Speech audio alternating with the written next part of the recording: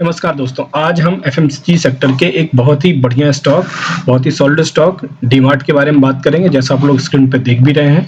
आज हम इसकी एनालिसिस 2 तरह से करेंगे, फंडामेंटल भी करेंगे और टेक्निकल एनालिसिस भी करेंगे और ये जानने का प्रयास करेंगे कि आखिर एक्चुअल स्टॉक कर क्या रहा है। ठीक है? बट इन दोनों को स्टार्ट करने के पहले मैं थोड़ा-सा ब्रीफ इंट्रोडक्शन दे देता हूँ आपको डीमार्ट के बारे में कि डीमार्ट क्या कर रहा है, क्या करता क्या है। तो दोस्तों डीमार्ट इसका एक्चुअल नेम है एवेन्यू सुपरमार्ट, डीमार्ट इसका स्टॉक नेम है। इसको स्टार्ट किया राधा कृष्ण दमानी जी ने, जो कि अब बोला जाता है कि स्टॉक मार्केट के जो गुरु थे हमारे राकेश जी झुनझुनवाला जी, उनके भी गुरु बोले जाते हैं। वो बहुत ही सॉलिड व्यक्ति हैं, बहुत ही अच्छी अंडरस्टैंडिंग मार्केट के रखते हैं। उन्होंने ये एक पर्टिकुलर कंपनी स्टार्ट की है। ये कंपनी नॉर्मल जो रिटेल बिजनेस की कंपनीज है उनसे बहुत अलग है। सबसे बड़ी बात तो ये है कि ये अलग उनसे कई सारे टर्म्स यदि आप देखेंगे तो कई सारी कैटेगरीज हैं जिनके अंदर ये अपने आप को उन लोगों से डिफरेंशिएट कर लेती है। पहली कैटेगरी देखें तो डीमार्ट का कोई भी स्टोर कभी रेंटेड नहीं होता है। आप हमेशा देख लीजिए इनके स्टोर्स हमेशा ये खुद जमीन लेते हैं या खुद उसको परचेस कर लेते हैं, बनी बनाई पूरी बिल्डिंग को, या जमीन लेके उसमें पूरा एक बिल्डिंग बनाते हैं मॉल टाइप की। किसी मॉल के अंदर आपको ये कभी नहीं मिलेगी। ठीक है? अदर जैसे सॉफ्टवेयर स्टॉक हो गए, अलग-अलग जैसे बहुत सारे लोग हैं वो उस तरह मॉल में मिल जाती हैं, लेकिन ये नहीं, इनका खुद की बिल्डिंग होती है।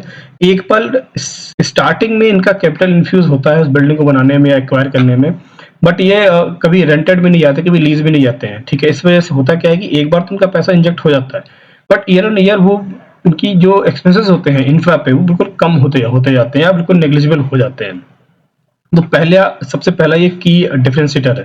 दूसरा होता क्या है कि नॉर्मल जो अदर रिटेलर्स हैं, जैसे बिग बास्केट हो गया या बिग बाजार हो गया और भी बहुत सारे हैं, वी मार्ट एंड ऑल। ठीक है? ये सब करते क्या है कि जब ये जिनके इनके जो सप्लायर्स होते हैं, ये suppliers all over the India उन लोगों के होते हैं और फिर वो सामान मंगाते हैं। उनका पेमेंट वो काफ़ी डिले करते हैं, मतलब जब उनका सामान बिक जाता है तब उसको देते हैं और इस दौरान उनको कुछ इंटरेस्ट वगैरह भी पे आउट करने होते हैं। तो ये सब चीज़ें प्रॉब्लम्स एग्जिस्टिंग जो अदर प्लेयर्स थे उनमें है। बट डीमार्ट का बिल्कुल अलग है। डीमार्ट करता क्या है कि जैसे ही पहली बात तो इनके जो सप्लायर्स होते हैं हमेशा लोकली होते हैं। इनका पहला प्रेफरेंस लोकल सप्लायर को जाता है, जिससे वन टू वन मीटिंग भी कर सकते हैं, वन टू वन मिल भी सकते हैं स्टोर मैनेजर वगैरह। ठीक है? और दूसरी चीज, जो भी सामान डिलीवर होता है ये विद इन अ वीक, इनका मैक्सिमम 3 से 4 दिन का टर्न अराउंड टाइम या टैट वो है, उसके अंदर ही पेमेंट कर देते हैं। उससे होता क्या है कि जब किसी भी सप्लायर को या किसी बड़े बिजनेसमैन आपको कोई सामान देता है, उसे कैश में पेमेंट करते हैं, तो आपको वो हैवी डिस्काउंट भी प्रोवाइड कर देता है। जो सामान 120 रुपए में, मान लीजिए एक चाय का पैकेट किसी को वो दे रहा होगा, तो यदि आप उसे कैश पेमेंट करेंगे वो भी 1000 पैकेट का एक साथ, तो आपको वो 110 रुपए में कर देगा या 100 रुपए में ही कर देगा, क्योंकि उसका मार्जिन सेट हो जाएगा, उसका पैसा उसको तुरंत मिल गया। ठीक है? तो इस तरह के डिस्काउंट डीमार्ट ले लेता है और उस डिस्काउंट को अपने पास रखता नहीं है, वो कस्टमर्स को पास ऑन कर देता है। ठीक है? इस वजह से जो सामान है, जो चीजें डीमार्ट में मिलती हैं वो नॉर्मल स्टोर्स में या किराने की दुकानों से सस्ती मिलती हैं। और भी बहुत सारी चीजें होती हैं। जैसे डीमार्ट करता क्या है कि आपका कई सारी फीस होती हैं जो कि वो अपने सप्लायर से लेता है। ठीक है? जैसे एक होता है रैक की फीस होती है कि जो पर्टिकुलर रैक है वो सामने स्लॉटिंग, इसको स्लॉटिंग फीस बोलते हैं। स्लॉटिंग फीस होती है कि आपका सामान बिल्कुल आँख के सामने रखा होगा, यानी हाइट है जो इंसान की, उस हाइट के बराबर में सामान होता नहीं, करो बिल्कुल रखा रहता सजा के, उस पर नजर सबसे पहले पड़ती है। तो वो सब चीज रैक से होती है, जो उनकी प्लेसमेंट होती है उसकी फीस भी लेता है, वो भी कस्टमर को पास ऑन कर देता है। ठीक है? तो ये सारे डिफरेंशिएटर है डीमार्ट के, डीमार्ट इतना बड़े लेवल पे प्रॉफिट कमा रहा है और बहुत बड़े लेवल पे चीजों को कर पा रहा है, जबकि अदर जो बिजनेस इसी सेगमेंट के अदर बिजनेसेस हैं वो उतना अच्छा नहीं कर पा रहे हैं। दूसरी चीज है क्या डीमार्ट में कि डीमार्ट जो है वो आप अभी कभी डीमार्ट में जाएंगे ना तो वो हमेशा वॉल्यूम पे ट्रस्ट करते हैं, वो क्वांटिटी पे ट्रस्ट करते हैं कि कितनी क्वांटिटी उनके यहाँ सेल आउट हो रही है।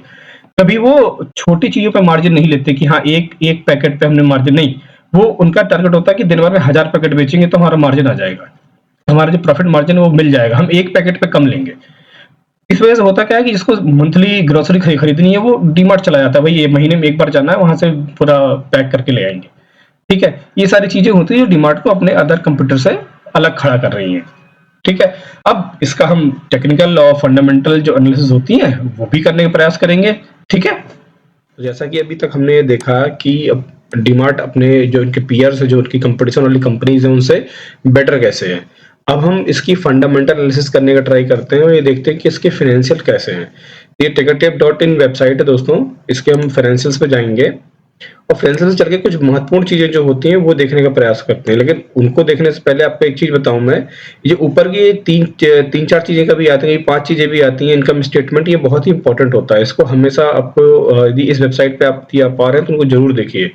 लाइक आपका इसमें लिखा over the last 5 years revenue has grown at a yearly rate of 21.13 versus industry. इसने एक आपको फिगर दे दिया कि इंडस्ट्री की ग्रोथ कैसी हुई है और इस स्टॉक की ग्रोथ कैसी हुई है, मतलब डीमार्ट या एवेन्यू सुपरमार्ट की ग्रोथ कैसी हुई है।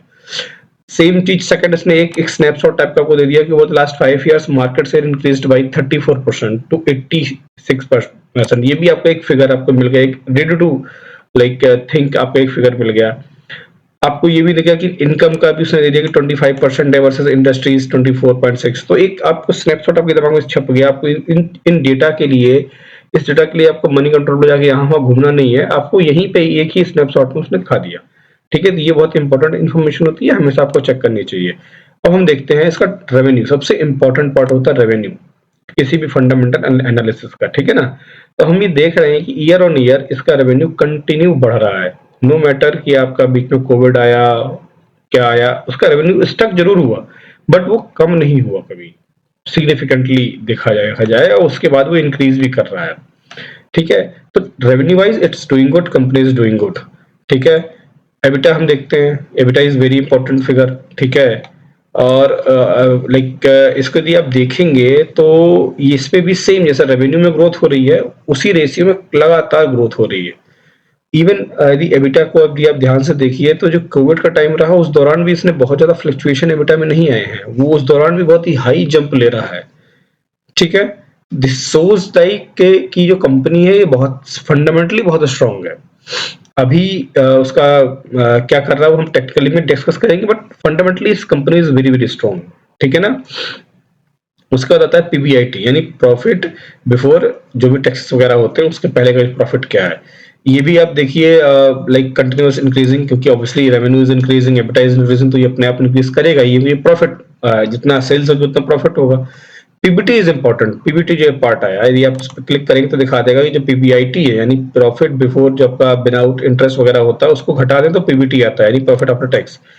अब ये जो है ये बहुत इंपॉर्टेंट फैक्टर होता है कि भैया इसको कितना ज्यादा प्रॉफिट हो रहा है, अपने हर साल कितना इंक्रीज हो रहा है। अभी देखिए लगातार इंक्रीज हो रहा है, नो मैटर व्हाट कि आपका भाई कोविड आया कि गया। ये सॉलिड कंपनी की पहचान होती है कि भाई ये इसको कोई फर्क नहीं पड़ रहा है कि क्या पेंडेमिक आई कि नहीं आई। नेट इनकम देखिए, नेट इनकम मतलब आप एक कंपनी, ये तो सारी खर्चे हो गए कि प्रॉफिट बिफोर टैक्स हो गया, आफ्टर टैक्स हो गया, लेकिन बहुत सारी चीजें होती है जो कि देनी पड़ती है कंपनीज को। यदि आप पीबीटी नेट इनकम पे क्लिक करेंगे तो वो फॉर्मूला पता चल जाएगा। पीबीटी में से जब टैक्सेस वगैरह हटाते हैं तो नेट इनकम आती है। ठीक है, अब नेट इनकम हमको पता चल गई, नेट इनकम पे क्लिक करता हूं मैं। ठीक है, नेट इनकम मतलब सब कुछ हट गया, ये कंपनी की इनकम है अब, यानी ये भी हर साल बढ़नी चाहिए आइडली। यदि ये स्टॉक अच्छा कर रहा है फंडामेंटली तो देखिए कंटिन्यू बढ़ रहा है, उससे कोई फर्क नहीं पड़ रहा। 18 में जब पूरा पीक पे चल गया, 18 या 19-20 में देखिए जब पीक पे चल रहा था कोरोना, तब इसने थोड़ा सा डाउन अपने को मारा है, लेकिन फिर उसने जंप भी उतना ही तेज तेज मारा है, पूरा रिकवर कर दिया है।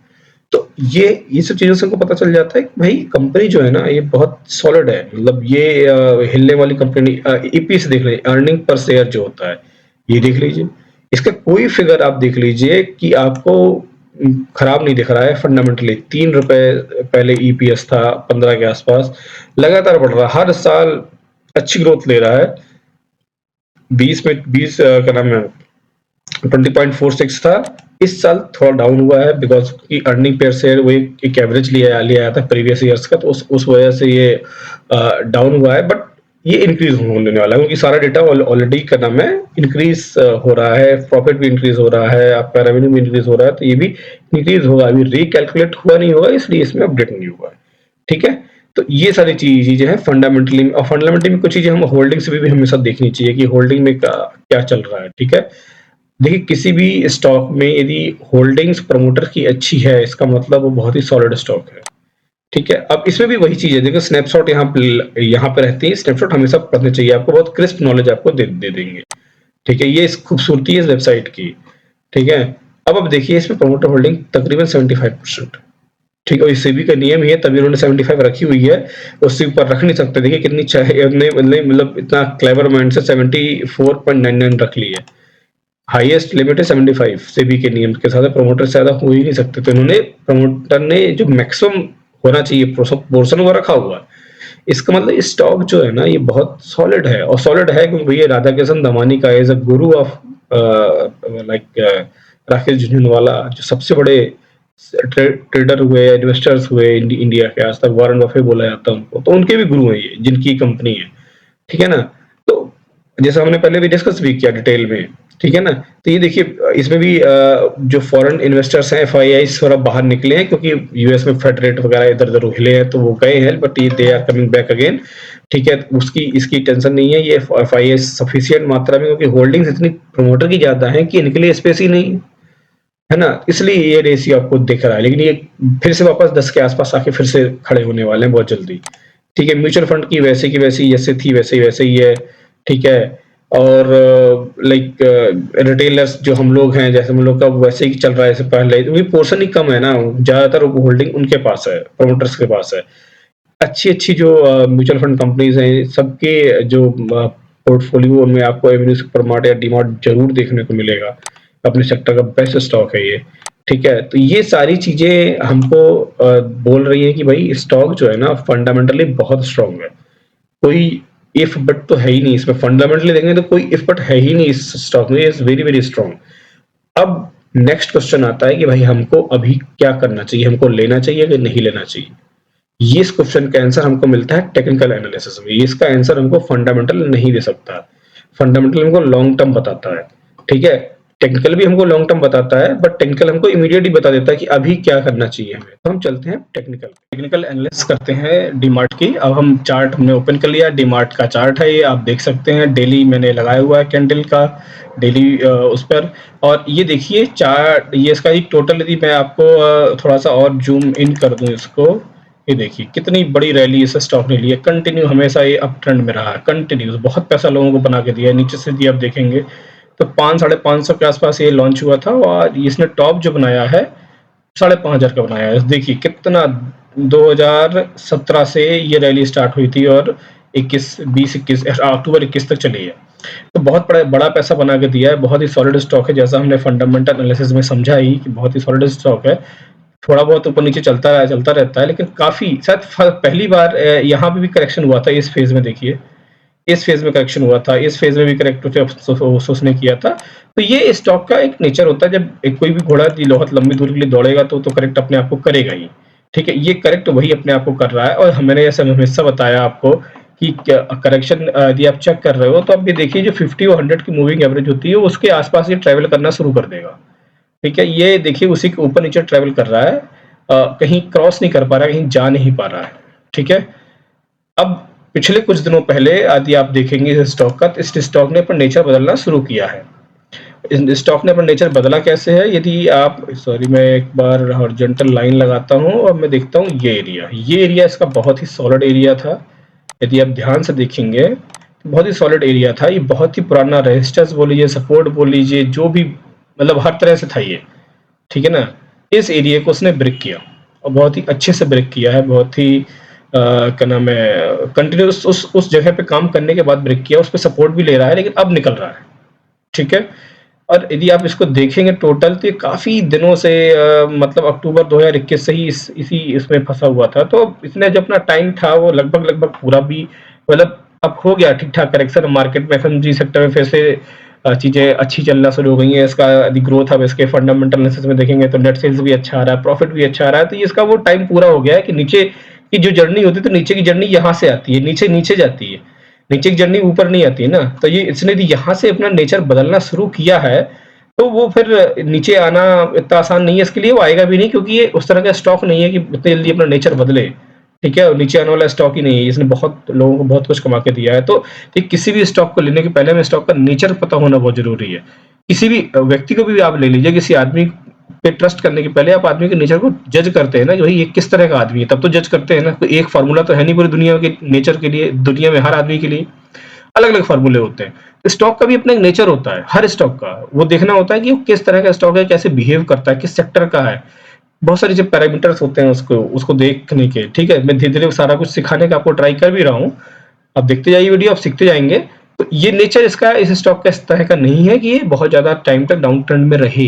ये इसने रह लिया है, ठीक ठाक टाइम कर लिया। इसका जो अब बैलेंस शीट वगैरह भी बोल रही है कि इसका टाइम हो चुका है ऊपर निकलने का, वो ऊपर निकलना उसने शुरू भी कर दिया है। यदि आप देखिए तो उसने यहाँ के आसपास उसने अपना वो थोड़ा सा ऊपर अप ट्रेंड बनाना शुरू किया, और 3000 3,500 के आसपास से देखिए इसने अब तक 1000 रुपए की ग्रोथ आपको दे भी दी है। तो 1000 रुपए की ग्रोथ कोई उसने हवा में तो दी नहीं होगी। 1000 रुपए growth is a big growth, ठीक है। तो अब स्टॉक अपना सॉलिड जर्नी स्टार्ट कर रहा है। तो पहला सिग्नल जो हमारा, हाँ, दूसरी चीज, जब भी कोई स्टॉक अपना ट्रेंड बदलता है तो हमेशा हमने आपको बताया कि जो ये दो मूविंग एवरेजेस हैं 50 की और 100 की, इन दोनों से दूर जाना स्टार्ट कर देता है। यदि मैं इस लाइन को हटाऊं तब इजिली देखेंगे कि इससे दूर जाना उसने स्टार्ट कर दिया है। यहाँ उसने दूरी बनाई थोड़ी सी, अब दूरी बढ़ रही है, तो पॉजिटिव ट्रेंड है, ठीक है ना। हमेशा याद याद रखिएगा कि करेक्शन इसी इन दोनों लाइन के ऊपर होता है, दोनों मूविंग एवरेज के। ट्रेंड जब चेंज होगा तो इनसे दूर जाने को होगा। वो नीचे भी हो सकता है, ऊपर भी हो सकता है, लेकिन अभी नहीं, ऊपर हो रहा है इस स्टॉक में, ठीक है ना। पहली चीज। दूसरी चीज, यदि मैंने दो चीजें होंगी। एक तो हमने देख लिया कि सपोर्ट रेजिस्टेंस ब्रेक किया, दूसरा इसने मूविंग एवरेज वाला एरिया निकल गया। दूसरा आप देखेंगे कि ये जो वॉल्यूम है, वॉल्यूम जो बॉटम ये था पूरा, देखिए बॉटम के एरिया में वॉल्यूम अच्छा आ रहा था इसका, क्योंकि हर आदमी यहाँ पोजीशन बनाने का ट्राई कर रहा था। इसने जो अच्छे इन्वेस्टर्स थे उसने पोजीशन बनाना स्टार्ट किया। इस एरिया में देखिए बहुत तगड़ा वॉल्यूम आया है। ये जो एरिया है, इस एरिया में वॉल्यूम इसीलिए आया है क्योंकि ये सबको पता है ये स्टॉक बहुत सॉलिड है, बड़े आदमी ने स्टार्ट किया भाई, बहुत ही इंटेलिजेंट आदमी। मतलब मैं बड़ा बोल रहा हूँ तो पैसे से बड़ा नहीं, दिमाग से बड़े की बात कर रहा हूँ। उसने स्टार्ट किया तो वो सबको पता है कि कहाँ जाने वाला है, वो किस तरह का व्यवहार करने वाला है स्टॉक। तो ये देखिए, इसीलिए लोगों ने यहाँ पोजीशन बनाई है। वॉल्यूम यहाँ दिख रहा है, अब देखिए निकलना शुरू कर दिया इसने, ये निकल रहा है। अब देखिए ज्यादातर कैंडल ग्रीन भी बना रहा है, तो वही चीज है। आपको ये सिग्नल भी पॉजिटिव हो गया। तीन चीजें हमको टेक्निकल में भी पॉजिटिव दिख रही हैं, तीन ही चीजें। आरएसआई भी कोई ना ओवरबॉट में ना ओवरसोल्ड में, तो ये भी सही है। अब ये इस एमएसीडी में देखेंगे तो हाँ अभी क्रॉस हो रहा है, बट नियर अबाउट ठीक है, बैलेंस्ड है, उसमें कुछ बहुत ज्यादा नेगेटिव या पॉजिटिव नहीं है, तो ठीक है। मतलब अभी इसने जर्नी शुरू की है, लंबा दौड़ने वाला इसका फेज है, लंबे दौड़ने का इसका नेचर है, तो ये शुरू हुई जर्नी, ठीक है। अब हम चलिए एक और एनालिसिस होती है बोलिंगर बैंड की, ठीक है। बोलिंगर बैंड भी लगाते हैं, बोलिंगर बैंड भी लगा दिए। अब देखिए बोलिंगर, आपको ये पता ही है कि कोई भी स्टॉक इसी बैंड के अंदर ट्रैवल करता है। अपर लेयर में रहता है तो वो ट्रेंड में होता है, लोअर में होता है तो वो करेक्शन में होता है। अब देखिए जब तक ये नीचे से चल रहा था तो कहाँ था, अप ट्रेंड में था, ऊपर ऊपर ऊपर ऊपर टच कर रहा था। देखिए जब से नीचे टच करना शुरू किया तो किस में आया, करेक्शन में आया करेक्शन में। लेकिन अब देखिए क्या हो रहा है, यहाँ से क्या हुआ है, यहाँ से ये हुआ है कि इसने नीचे की लेयर को छोड़ दिया है, कंटिन्यू ऊपर ही जा रहा है, यानी जो यहाँ का नेचर था उसका, है ना। तो ये होता है कंटिन्यू ऊपर तोड़ रहा है। यहाँ से उसने ब्रेक भी कर दिया है, ब्रेक करने का मतलब भैया हो गया, इसका ऊपर निकलने का टाइम शुरू हो गया है, कंटिन्यू ऊपर ब्रेक कर रहा है जैसे यहाँ पे कर रहा था, देखिए। तो बोलिंगर बैंड से भी हमारी स्टोरी वही आ रही है कि भाई नहीं, it is good to buy, ठीक है। तो ओवरऑल जो हमने जितना भी चीजें इसमें देखी अभी, क्या नाम है, टेक्निकल एनालिसिस में, तो सारी हमको पॉजिटिव सिग्नल दे रही हैं, बाई का ट्रेड दे रही है। अब अगला क्वेश्चन हमारा आता है इसकी, इसका टारगेट क्या होगा और ड्यूरेशन क्या होगी, ठीक है। तो इसके पहले मैं आपको डिस्क्लेमर दे दूं, जैसे कि ये पूरी तरह से जो वीडियो मैं किसी अपने चैनल पर डालता हूं और खुद भी या किसी जो भी म्यूचुअल फंड का और भी वीडियो इसमें पढ़ते हैं, वो सारे के सारे केवल और केवल एजुकेशनल पर्पज से होते हैं। क्योंकि मैंने 3-4 साल 5 साल काम किया, तो मुझे लगता है भाई जो मुझे थोड़ा बहुत मैंने सीखा है इस समंदर से, वो थोड़ा सा वो नॉलेज लोगों को पास ऑन किया जाए। तो वही है, जब मैं अपने 9 to 5 की मेरी जॉब है उससे जो थोड़ा बहुत टाइम मुझे मिलता है, उससे मैं एक वीडियो बना के, 1-2 वीडियो जब भी मुझे जितना बन पाता है तो मैं बना के डाल देता हूँ अपनी नॉलेज के हिसाब से। ये रिकमेंडेशन नहीं होती है, ये मेरा आइडिया होता है कि जिस हिसाब से मैं स्टॉक को देख रहा हूँ। अब इसको, इससे आप आइडिया लीजिए और अपने हिसाब से अपनी एनालिसिस करिए और उसको अपना डिसीजन लीजिए, कोई रिकमेंडेशन नहीं है। Please take this as a only education purpose, ठीक है। अब टारगेट की बात करते हैं। देखिए इसने अराउंड इस एरिया में देखें तो इस एरिया में ब्रेक किया है पूरा, और ये एरिया था 41994 का। तो जो पहला टारगेट हमको यहाँ से दिख रहा है वो सीधा सीधा दिख रहा है 5,500 का, ठीक है। 5,500 के आसपास इसका पहला टारगेट होगा। 5,500 को जैसे ही वो क्रॉस करेगा, वो 6,500 या 7,000 का दूसरा टारगेट होगा। लेकिन वही जो मैं हमेशा बोलता हूँ कि स्टॉक की एक जर्नी होती है, स्टॉक जाके कहीं रुकता नहीं है, ठीक है? ये 2 टारगेट टच ये करेंगे कुछ कुछ दिनों में, साल 1 डेढ़ साल में जो भी करे, उसके बाद ये स्टॉक चूँकि एफएमसीजी सेक्टर का बड़ा खिलाड़ी है, तो ये रुकेगा नहीं। लेकिन हम उसके आगे की बात हम तब करेंगे कि वो तब क्या करेगा। लेकिन हाँ, ये मल्टीबैगर बनने का दम रखता है, बन भी सकता है।